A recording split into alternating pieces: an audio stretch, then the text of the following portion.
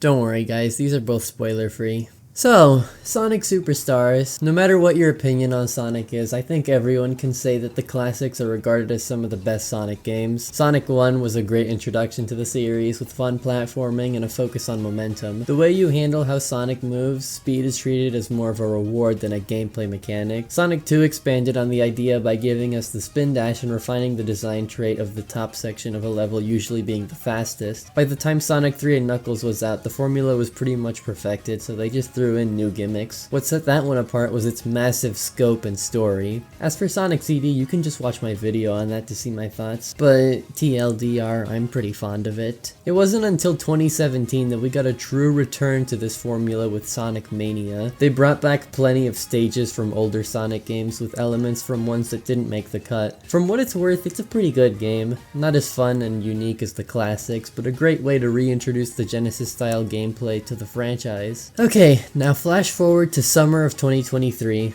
I was watching the latest PlayStation State of Play. Earlier that week there was a leak saying that Sega would be announcing Sonic the Hedgehog 5. Now, I don't believe leaks, so you can guess my reaction when I saw Sonic there. So, it was official. A new 2D Sonic game was releasing mid-October, alongside a new Mario game, alongside Spider-Man 2, alongside FNAF movie. Yeah, October is pretty packed this year. You guys can expect videos on other games later, but I'm gonna start with Sonic first. Time to play the game by completely legal means. Before we jump into the game itself, I just want to mention that this game has a pretty unique visual style to it. As we all know, classic Sonic has appeared alongside his modern counterpart one too many times, but this is the first classic style game with a 2.5D style similar to Generations. Other things that the advertising was pushing are the new Emerald powers, which I'll get into later. But what many fans were really excited about was the return of Fang the Viper, or if you're lame, Knack the Weasel. He's known for his appearance in older games like Sonic Triple Trouble and Sonic the Fighters. Since he hasn't been in a game since the 90s, some debated if he was even canon in the first place. Now that he's officially back in an antagonistic role, questions have been answered and hype has been generated. But is it worth it? Let's dive into the game's first zone, Bridge Island Zone. Immediately I noticed that the physics are pretty faithful to the classic games. It's a little slower, but I think they nailed how Sonic controls, which is good. The music is pretty good too. Here, just listen.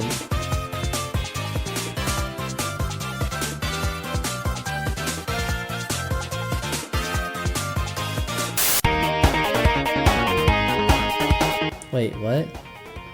There has to be something wrong with this thing. It's playing Sonic 4 music. That's better. What the fuck? Wait, who composed this? Yeah, the soundtrack isn't all that great. Jun Seno composed part of it. I probably pronounced that wrong. For the uneducated, Seno is a legendary composer for the series. He's part of Crush 40 and worked on some of the best Sonic soundtracks, but he also did the Sonic 4 soundtrack. For some reason, he's horrible at replicating the Genesis style music. Hell, don't make Genesis style music at all, just make music. Sonic Superstars' soundtrack has some great works from the legendary T-Lopes and other talented people, but sadly it has some stinkers, no thanks to Seno. Okay, so the soundtrack was a hit or miss. Surely the rest of the game would be good, right? Right? Okay, there's no point in hiding it. This game is mid as fuck. Like, the physics and some of the soundtrack is good, but there's a lot holding it back from being considered remotely good. Now's a good time to talk about the Emerald powers, I guess. You see, every time you get a Chaos Emerald, you unlock a new power that's toggleable using the right stick. Some are pretty useful, like the Fireball power-up, but most just feel situational or broken. For example, the Avatar power-up just gets rid of bosses much quicker, making them redundant. Speaking of which, some of the bosses are just Some are way too short to be considered bosses, but some are just way too drawn out, and it's just a game of waiting your turn. As for zones themselves, they vary in quality. Bridge Island, Speed Jungle, and Pinball Carnival are amazing stages, but the later half of the game is when it starts to lose its touch. And God knows there's nothing wrong with gimmicks, but the game introduces more and more gimmicks the further you play. This is what they followed up Sonic Mania with? Jesus Christ. That's not to say I didn't enjoy the game. It reminds me a lot of the Game Gear games, and it's still more classic Sonic goodness. I just wish it was a lot better and less disjointed. Maybe I'll make a solo video on it if other campaigns make the game better, but for now, I recommend playing it only at your own risk.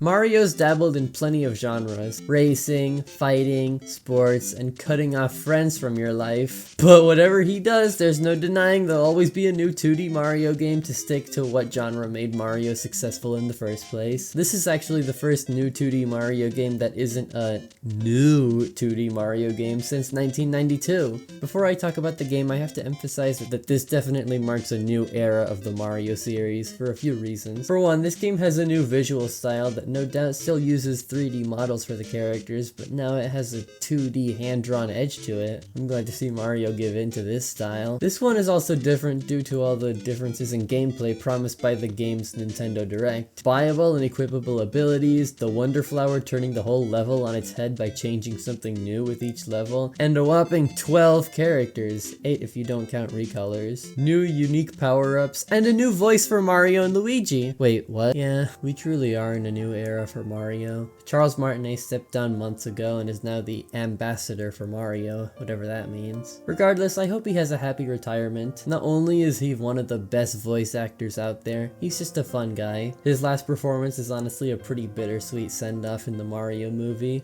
These are my boys! Hey! The new voices by Kevin Afghani seem pretty good in my opinion. He seems to be bringing a lot of energy into the roles while also continuing Charles's legacy. Oh yeah! Okie dokie! Bye bye! Toodaloo! Thank you! Woohoo! Mario #1!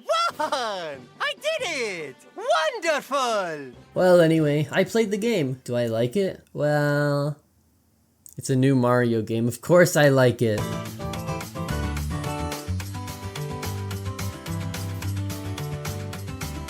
Super Mario Bros. Wonder is the most unique Mario game to date. I really don't want to pit these two games against each other, but Mario Wonder is essentially everything I wish Sonic Superstars was. I mean, on paper they do everything pretty much the same. They're both visually unique return to forms for 2D Mario and 2D Sonic, with a handful of cool playable characters and new abilities to shake up the formula. Except Wonder just has more polish and overall consistency to it.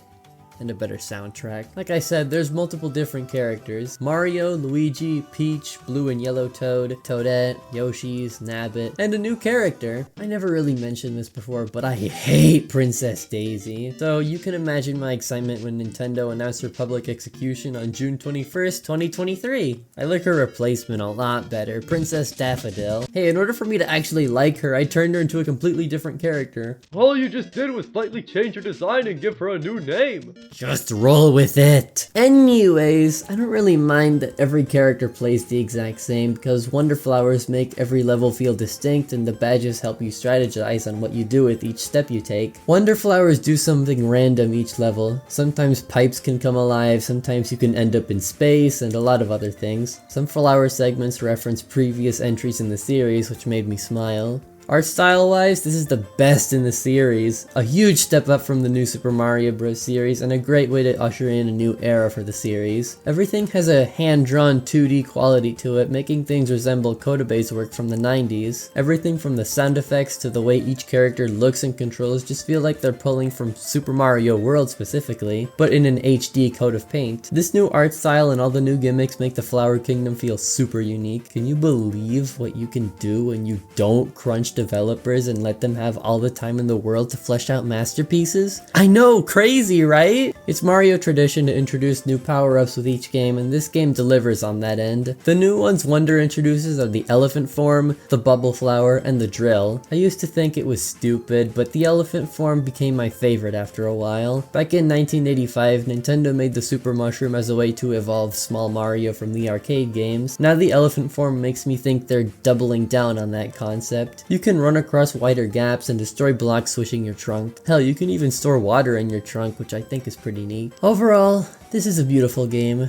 Despite both of these games differing in quality, I'm glad I found enjoyment in both of them. Sonic Superstars was a great attempt to make a new 2D Sonic with a fresh new look, but ultimately fell flat with its lack of consistency. Mario Wonder, on the other hand, was a great evolution of the 2D formula with amazing mechanics and a new charm that rivals the older titles charmingness. I highly recommend both of these games if you have a chance. I'm glad I got to review both of these games on time, sort of. But there's one last game that came out this month that I need to review. Look out for that in December or next year.